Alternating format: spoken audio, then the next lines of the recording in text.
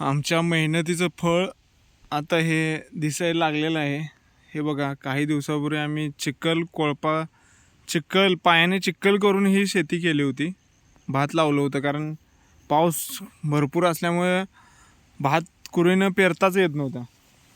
तर मग आता चिखल कोळपा करून आम्ही जो हे भात लावलं, स्वतः चिखल केला. मी, आई, वडील माझे, तात्या, ह्या तिघांनी आम्ही मिळून हे भाताचं शेत लावलं. आणि आत्ता बघा, एकदम भारी भात उगवलेला आहे आणि उंच पण आले आणि आता पोसवायला लागलेलं आहे. इकडे पण चांगलं आलं आहे. आज पेंडीला आलो होतो गावाकडं.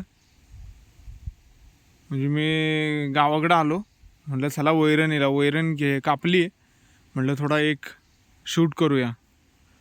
हे बघा, ह्याच्या अगोदरचं पण आहे जे भात लावत होतो त्यावेळेचा. आणि हे आता भात पूर्ण झालेलं आहे. अजून पण प्रोसेसमध्ये आहे. पण हे बघा, मेहनतीचं फळ, कष्टाचं चीज आहे.